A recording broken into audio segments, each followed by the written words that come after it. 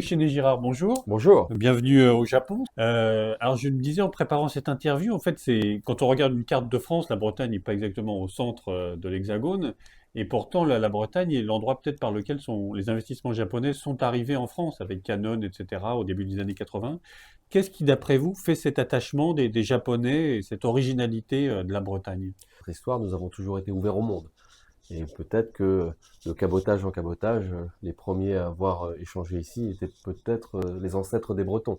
C'est ceux qui vivaient dans ce bout de ce qu'était à l'époque l'Europe. Et je pense que les Bretons se retrouvent en Bretagne parce qu'il y a un certain nombre de valeurs, un certain nombre de paysages, un certain nombre de signaux qui leur rappellent leur pays. Des valeurs d'abord, travailleurs, engagement, respect de la parole donnée, que nous avons en Bretagne, qu'il y a ici au Japon.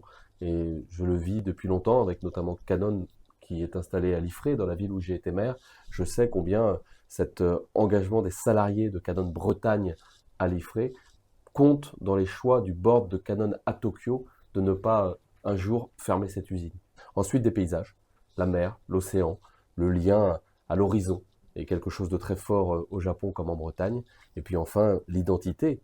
Vivre dans la modernité en étant fier de son identité, c'est quelque chose de très fort ici au Japon, on le sait tous, et c'est quelque chose de très très fort aussi en Bretagne.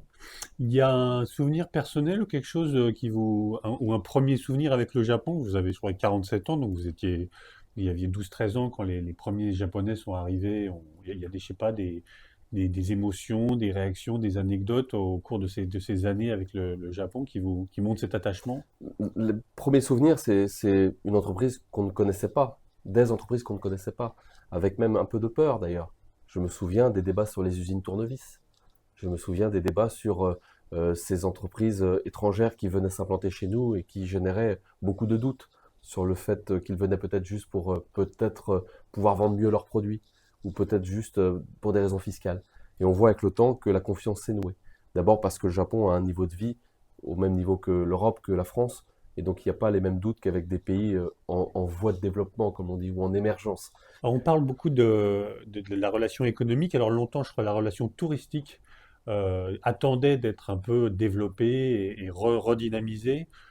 Qu'en est-il aujourd'hui de cette partie de la relation? Aujourd'hui, c'est un flux faible mais fidèle d'une d'environ 15 000 Japonais par an qui viennent en Bretagne, qui viennent, j'ai envie de dire, jusqu'à la Bretagne. Parce qu'il y a beaucoup plus de Japonais à venir en France. Ils viennent sur la région parisienne, ils viennent dans la région bordelaise, ils viennent au Mont-Saint-Michel et ils ne passent pas le fleuve.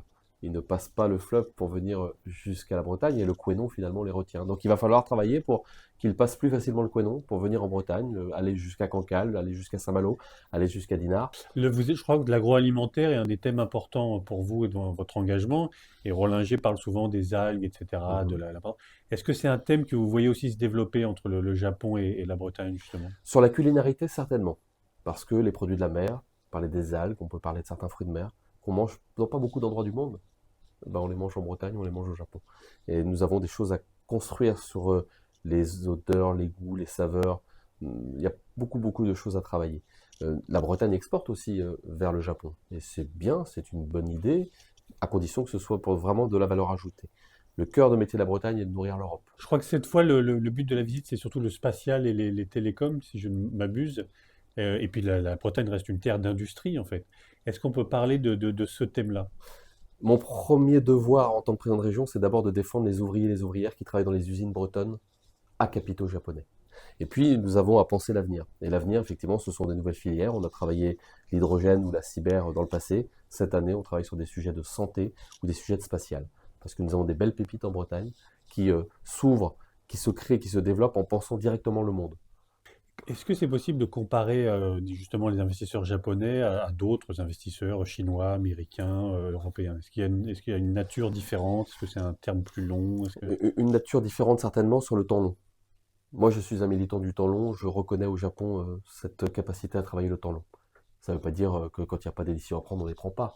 Mais travailler le temps long, se dire qu'on est là pour 2040, 2050, 2100, est quelque chose d'important. La Bretagne, elle est dans cet état d'esprit. Et en ça, la relation avec le Japon, elle nous va bien. On voit, et c'est très frappant, vu du Japon, une montée en puissance des régions, de leur rôle, de leur puissance économique. À terme, la France va devenir un peu comme l'Allemagne, enfin un pays où les régions sont très importantes et où le pouvoir central s'efface un peu? Vous pensez qu'il y a une limite et qu'il y aura un État central et puis des régions autour et que chacun restera où est-ce qu'on... Je ne sais pas s'il y a une limite, mais pour le moment, on est au tout début de l'histoire. D'accord. Les régions, elles représentent 2-3% de la dépense publique française. En Allemagne, c'est 30-40%. Donc on est très très loin de la situation allemande. Par contre, c'est vrai, vous avez en France des présidents de région et présidentes de région qui ont décidé d'assumer leurs responsabilités sur l'économie. La loi nous a donné une compétence sur l'économie, nous l'assumons pleinement, complètement.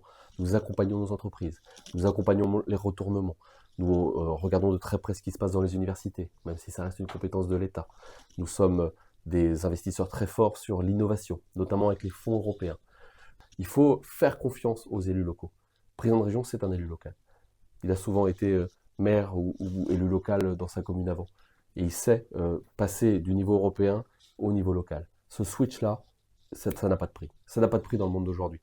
Pour pouvoir décider vite, pour pouvoir faire le lien entre une entreprise qui est peut-être à Tokyo, mais qui a des intérêts en Bretagne et qui a besoin d'un contact avec le maire. Voilà, ça, nous, on sait le faire. Passer, encore une fois, de l'international au local, c'est l'avenir. Et pour les crises à venir, je crois que c'est précieux. Loïc Chenet-Girard, merci beaucoup. Merci à vous.